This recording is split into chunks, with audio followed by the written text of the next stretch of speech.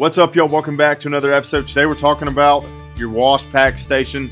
This is something that's really looked over, and it can slow you down tremendously when it comes to efficiency on your market farm. And so we're going to show you ours here behind me. Let's jump into it. Alright, so diving right into it, make sure you stick around to the end of this video so that you just see our entire process. It's going to help you out a lot if you watch the whole video. Now, I want to start off by saying we run our entire wash pack system and setup here in a 2-car garage for our 1/4 acre market farm. So I just want to say that you don't have to have a fancy building or anything to have an efficient wash pack system. But this is an area that can slow you down tremendously. I made a video a little over a year ago on our old wash pack system setup, and it was good, but it slowed us down tremendously. And so our new system is much more efficient. We can process our greens a lot faster. And so you just got to think about that. Are you processing 10 pounds of greens a week? Then you could have probably a simpler setup than this. But if you're doing, 40, 50, 60 plus pounds of greens a week, you're going to need a more efficient system like this. So I want to start off with talking about the greens bubbler. Now, everything that we did here in our new design, we wanted to get it up off the ground. We don't want to be bending over because in market farming, you're bending over a lot. So we're trying to eliminate that as much as possible. So we got this tank up off the ground. This is a Tough Stuff tank from Tractor Supply, and we've got it off the ground with some bricks, and so that is just allowing us to get it up. Now, when it comes to the bubbler, here, this is a new kit from Farmer's Friend, and it gives you the entire kit other than the tub to be able to create a system for you to bubble the greens. And what I love most about the Farmer's Friend kit with this bubbler is it has a valve, so I can open and close that and drain it incredibly fast. And then the other part about this is you just come over here, and all I have to do is press this button, and just really love it. It's a very simple installation. It does take a little bit, but it's going to allow you to have a really solid greens bubbler setup. And again, I think the best part is this valve, because I don't have to turn this tank over to drain it. It's a, I believe it's a 3-inch opening, or 4-inch, I believe. And all I have to do is open that up, and this tank will drain extremely fast. I can also wash and process vegetables if I wanted to in there. Now, moving on from the bubbler tank, you've got your green spinners. Now, this is the most common thing that you'll see in the market farming community is the converted washing machines. You do need to make sure you get the right model. There's a lot of good resources online. I'll put a link to one that we used. But this here is a brand new washing machine. There was something to me that I just didn't like about getting a used washing machine and converting it to spin my greens. There's just something about that grosses me out, and I think it's unsanitary. Even though you can sanitize it and all that, we bought a brand new one.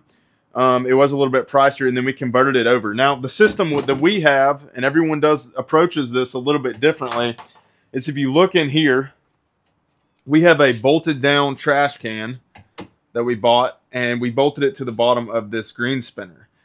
And the reason we did that is just because I like that system a little bit better than the baskets that are kind of wedged into there. And then I can come over here with another Tough Stuff basket, and I can come up here, I can scoop up my greens, and then I let the water drain out, and then I drop it in. And then what we did was instead of like the manual timer, we just got one of these from Lowe's, and it's really simple. All I have to do is come over here and turn it on, and then it's simply going to start spinning. So it's just a little simple button. I like it. I think it's a little bit easier to install. While those are spinning, the way you can get more efficient if you're processing a lot of greens is to get 2 spinners. Now, you could retrofit another one like that, or you can buy a green spinner from Neversink Farm Tools. We just got this, and they just actually came out with this tool. And it is their green spinner. It's designed to spin greens. It's the same kind of concept. You've got a basket here. You can come in, scoop up your greens, drop it in. All you do is close the lid, turn the timer, and press start. And your water is going to drain out the back here.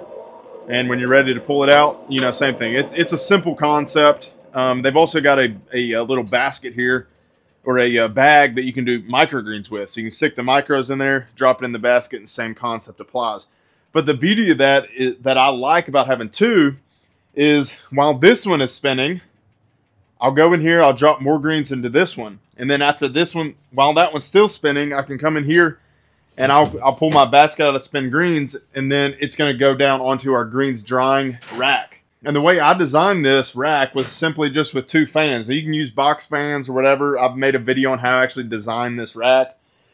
And we'll just turn these on. And I've got my greens here that I simply would be processing. And I like having the rack. Some people, you don't technically have to dry your greens, because after they go through the spinner, they're pretty darn dry and they're going to last for a couple of weeks. But what I like about, I'm going to turn these fans off because it's loud. What I like about having the dry rack is it allows me to be able to sort the greens. I can pick out maybe any bugs that made it through the system or the wash process, and any bad leaves I can throw out. And so then from there, we're simply going to put it into a tote, and then it's going to go down here to the table. And, you know, really this is where the end process happens. We're going to weigh the greens. I've just got a simple scale off Amazon. A lot of people buy really expensive scales. I'm talking like $500-$800 scales. I just don't think it's necessary. You can get like a coffee scale. And we'll simply put a bowl on the scale, and then, you know, as we're filling up the bag, we can just drop it in the bowl to weigh it. It's a really simple process. And then obviously a bag sealer. You know, you could get this up off the ground a little bit more so you don't quite have to bend over as much if you're really trying to protect your back. But, you know, this is just a really simple system. So it keeps you really efficient. There's no stale time where you're just standing there waiting on greens to spin. And so you can just really, really get through that, because this is where you spend most of your time on a small scale farm, is in wash pack. In harvesting and washing and packing, that's where you're going to spend the vast majority of your time on a farm.